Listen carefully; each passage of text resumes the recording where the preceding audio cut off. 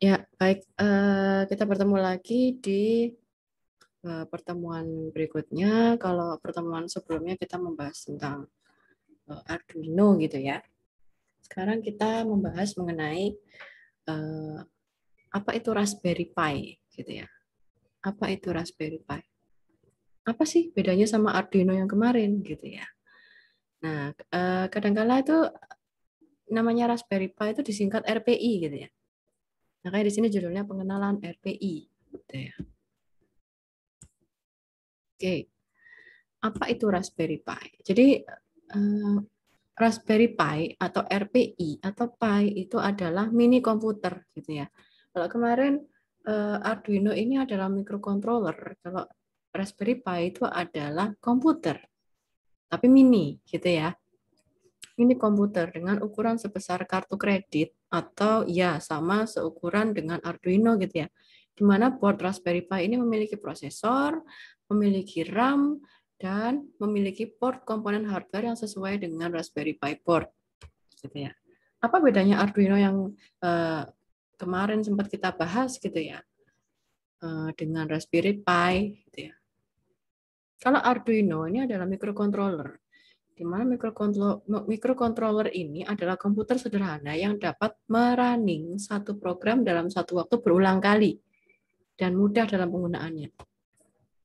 Kalau teman-teman sudah belajar Arduino, kemarin teman-teman lihat di Arduino IDE-nya itu ada fungsi untuk setup gitu ya. Ada fungsi untuk setup kalau teman-teman lihat di sketch-nya gitu ya. Ada fungsi untuk setup dan ada fungsi untuk loop gitu ya. Nah, karena memang penggunaan Arduino kemarin itu untuk mengambil data yang berulang kali gitu ya, berulang kali sehingga fungsi yang sudah diprogram dalam Arduino IDE itu di running berulang kali dengan periode waktu tertentu. Jadi diprogram di Arduino IDE-nya itu diprogram diberi waktu tertentu gitu ya. Waktu tertentu misalnya pengambilan data suhu setiap 5 detik gitu ya. Berarti nanti kita set selama 5 detik sekali akan diambil data suhu seperti itu. Nah, itu dengan memprogram Arduino IDE kita memprogram sebuah program yang sama tapi di running berulang kali seperti itu. Nah, kalau Raspberry Pi gitu ya, ini adalah mini komputer gitu ya, atau bisa dibilang general purpose computer gitu ya.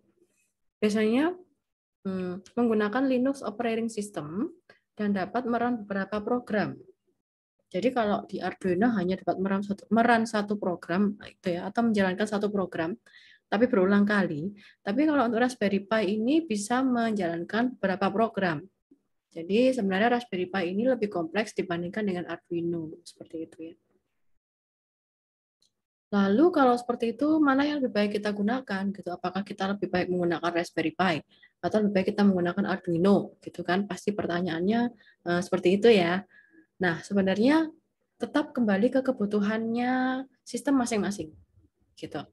Jadi kalau sistem yang ingin dibangun itu adalah sistem yang memang hanya simple task gitu ya, atau simple simple simple task to do gitu ya, atau simple pekerjaan yang sederhana gitu dan diperlukan perulangan atau menjalankan program tersebut berulang kali ya, kita lebih sesuai atau lebih cocok menggunakan Arduino begitu ya.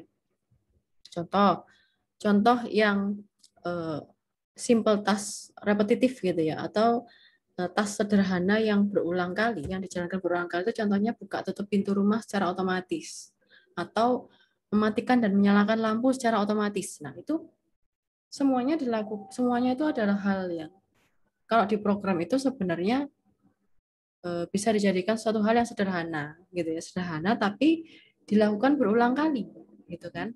Nah, berarti kita untuk hal-hal tersebut yang sifatnya simple repetitive task gitu ya, kita bisa menggunakan Arduino gitu ya, bisa menggunakan Arduino atau mungkin pendeteksian temperatur suhu gitu ya, dan mengirimkan data suhu itu berulang kali gitu ya, berulang kali misalnya setiap 5 detik sekali mungkin, atau mungkin dengan kondisi tertentu gitu ya, yang tentunya dengan rule tertentu gitu ya. Misalnya, oh kalau suhunya panas gitu baru dikirim, gitu. Atau oh kalau suhunya dingin saja baru dikirim. Nah itu kan sifatnya simple ya, sederhana, tapi repetitif, berulang kali gitu ya.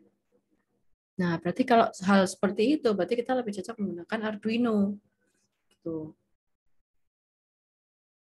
Kalau untuk Raspberry Pi, ini lebih sesuai digunakan untuk komputer yang mengerjakan task yang lebih kompleks. Misal, menjalankan robot yang kompleks atau menjalankan multiple task gitu atau task yang banyak gitu ya, beberapa macam gitu bentuknya. Atau menjalankan perhitungan yang kompleks dan intens seperti Bitcoin atau enkripsi data. Ini mungkin bisa lebih cocok menggunakan Raspberry Pi gitu karena sifatnya lebih kompleks gitu ya. Ada apa aja sih modelnya RPI gitu ya atau Raspberry Pi itu ada RPI A atau A, RPI B plus, RPI PI 2, RPI 3 dan PI 0. Ini adalah jenis-jenis board yang ada di Raspberry Pi gitu ya. Ini adalah jenis-jenis macamnya. Nah, kita ambil satu aja deh contoh. Raspberry Pi 3 gitu ya. Fiturnya apa yang ada di dalam Raspberry Pi 3 ini gitu ya. Itu apa namanya? Mini komputer Raspberry Pi 3 ini fiturnya ada 64 bit quad core ARM ya. ARM Cortex A53 CPU. Lalu untuk wireless LAN-nya itu ada integrated 802.11n, sudah N ya, wireless LAN atau dan Bluetooth 4.1 gitu ya. Mendukung atau support Bluetooth 4.1. Nah, di sini ada USB USB 2 port gitu ya, berarti ada 4. Lalu di sini ada CSI kamera port. Ini port untuk CSI kamera. Lalu ada full size HDMI video output, ada micro USB power input. Kalau ini standar ya, micro USB power input ini standar, memang harus ada gitu ya. Ya, karena itu media untuk kita mengembed program ke dalam perangkat keras gitu ya. DSI DisplayPort dan sebagainya. RAM-nya bisa mencapai 1 giga gitu, 1 giga. Sebenarnya operating system apa sih yang bisa digunakan untuk memprogram Pi ini gitu, Raspberry Pi. Di sini ada beberapa OS atau beberapa operating system yang suitable gitu atau cocok untuk memprogram Raspberry Pi gitu ya. Ada Ubuntu Mate, ada Snappy Ubuntu Core, ada Windows 10 IoT Core, ada OSMC, ada LibreLec, ada PNet, ada RISC OS, dan ada Weather Station. Ini beberapa contoh operating system yang bisa untuk memprogram Raspberry Pi. Gitu ya. Tapi yang banyak direkomendasikan gitu ya dari pihak Raspberry, dari perusahaan Raspberry Pi gitu ya, itu yang banyak direkomendasikan adalah Raspbian OS sebenarnya. Raspbian OS. Sekarang bagaimana saya men-setup Raspberry Pi ini gitu ya. Nah, kalau di sini kita lihat apa ya? Kita lihat papannya, kita lihat Raspberry Pi board-nya gitu ya. Itu ada tempat untuk memasukkan SD card. SD card ini digunakan untuk menyimpan data gitu ya, menyimpan data apa istilahnya gitu ya.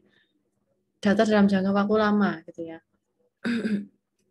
Lalu ada connect display. Nah, ini digunakan untuk mengkoneksikan perangkat display gitu ya. Kalau misalnya tidak menggunakan HDMI, misalnya menggunakan analog TV itu dikonekkan di sini. Lalu ada connect input, plug in a USB keyboard and mouse. Ya, ini untuk mengkoneksikan USB keyboard dan mouse, connect inputnya, lalu ada connect networknya. Ini digunakan untuk mengkoneksikan wired network gitu ya, Ethernet. Nah, kalau di Arduino itu mungkin seperti Ethernet Shield, nah seperti itu. Jadi perangkat Ethernet gitu ya. Lalu ada juga connect display untuk digital TV di sini, HDMI juga bisa di sini. Lalu di sini ada plug-in untuk micro USB untuk power supply ya. Entah itu menggunakan micro USB yang dikoneksikan langsung ke komputer atau power supply untuk menggunakan baterai gitu ya.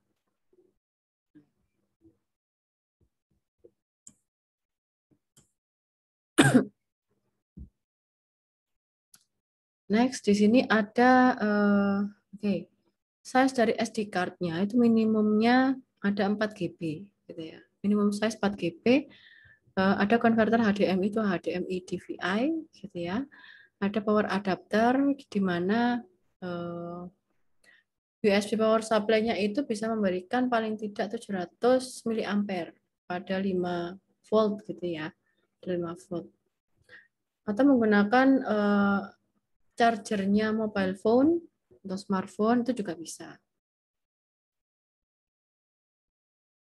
Nah, kalau misalnya supply USB atau power supply yang diberikan itu di bawah 5 volt, maka Raspberry Pi itu mungkin tidak bisa bekerja gitu. Jadi harus minimal tuh 5 volt.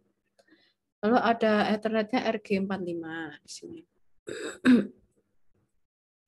Nah, sekarang bagaimana kita memprepare SD card? Karena SD card ini di Raspberry Pi sangat diperlukan untuk menyimpan data-data hasil programan ya, hasil running programnya. Nah, pertama kita download dulu RPIOS gitu, di mana yang direkomendasikan adalah Raspbian gitu. Lalu kita unzip filenya yang sudah di-download tadi, unzip file RPIOS-nya. Lalu kita mendownload Win32 Disk Imager software. Nah, kemudian kita meride gitu ya, meride Raspbian ke SD card-nya dan kita bisa membooting Raspberry Pi untuk pertama kalinya. Nah, biasanya ketika kita first boot ya, pertama kita membooting Raspberry Pi pertama kali, itu kita menggunakan username dan password yang default gitu ya. Defaultnya itu ada di Raspi config, ada di Raspi config. Nanti dibuka nanti ada username-nya, ada Pi dan passwordnya Raspberry. Ini defaultnya yang sudah disediakan oleh Raspberry Pi gitu ya. Nah, Raspberry Pi ini nanti pasti akan menjadi sebuah node ya, sebuah node dalam sistem IoT, gitu kan. Nah, setiap node device pada sistem IoT itu pasti diberikan sebuah IP, gitu ya, sebuah IP. Kenapa kok pasti? Karena dalam sistem IoT itu pasti ada, ya mungkin tidak semua sih, tidak semua menggunakan IP address gitu ya. Tidak semua memerlukan secara esensial IP address gitu ya, atau alamat IP-nya gitu. Tetapi dalam hal tertentu, contohnya seperti jaringan sensor nirkabel misalnya gitu, yang menggunakan banyak node, di mana setiap node itu saling berkomunikasi, pasti memerlukan alamat IP. Gitu ya. Alamat IP itu tujuannya untuk apa sih? Untuk memberikan sebuah alamat tujuan. Jadi data yang ingin dikirimkan ke alamat tujuan tertentu atau ke node tertentu itu bisa tercapai dengan adanya alamat IP gitu kan. Nah, di sini juga Raspberry Pi menyediakan konfigurasi untuk memberikan alamat IP statik gitu ya. Jadi nanti untuk setiap node bisa diberi IP statik atau alamat IP yang bersifat statis gitu ya. Nah, ini adalah cara untuk memberikan alamat IP statis untuk setiap node dari Raspberry Pi gitu ya, atau setiap satu Raspberry Pi gitu ya. Nah, jadi di plug and play aja gitu ya Raspberry Pi-nya ke monitor gitu ya. Lalu kita memplug and play juga keyboard dan mouse dan menggunakan kita membuka terminal ya, buka terminal, lalu kita memulai dengan mengedit file dhcpcd.conf. Biasanya kalau yang belakangnya .conf itu berarti file untuk mengkonfigurasi gitu ya.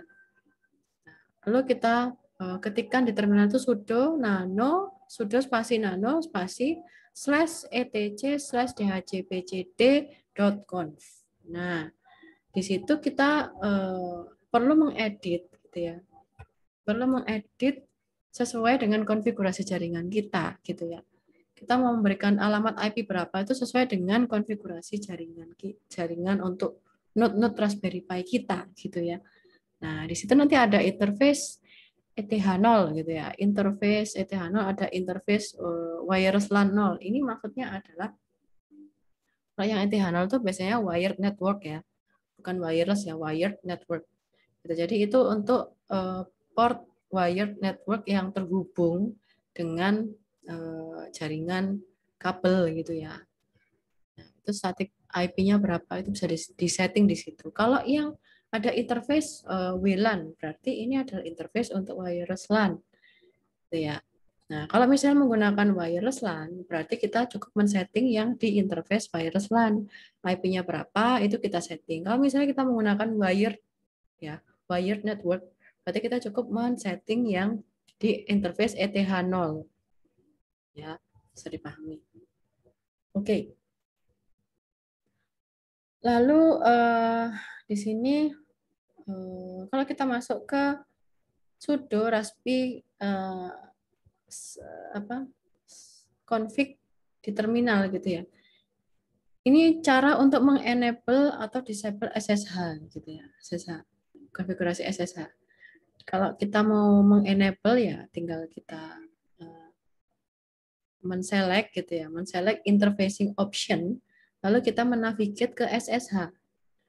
Kita enter, kita select enable. Kalau kita mau mengenable gitu ya. Kalau kita mau mendisable ya kita select disable. Nah, berikutnya ada LAMP install gitu. Ini sebenarnya ini salah satu software yang diperlukan juga gitu dalam pengembangan sistem IoT. Di mana LAMP install ini sebenarnya kepanjangan dari Linux Apache MySQL PHP. Jadi berhubungan dengan database ya. Database yang ada di sistem IoT gitu ya. Nah, ini seperti bundling gitu ya. Paket bundle gitu ya. Bundling software bundling gitu ya, di mana di dalam LAMP itu ada Linux, Apache, MySQL, dan PHP. Kalau misalnya kita menggunakan OS-nya itu Linux, dan kita memerlukan database gitu ya, database dan PHP ya, kita cukup menginstal LAMP ini, di mana virtual private servernya itu sebenarnya sudah ready gitu ya, running di Ubuntu gitu ya. Kalau cara untuk menginstal bisa menuju ke alamat ini ya. Menuju ke alamat ini nanti dibuka, di sana sudah lengkap dengan cara-cara instalasi LAMP gitu ya, LAMP. Oke, untuk materi mengenai Raspberry Pi cukup sampai di sini dan terima kasih atas perhatiannya.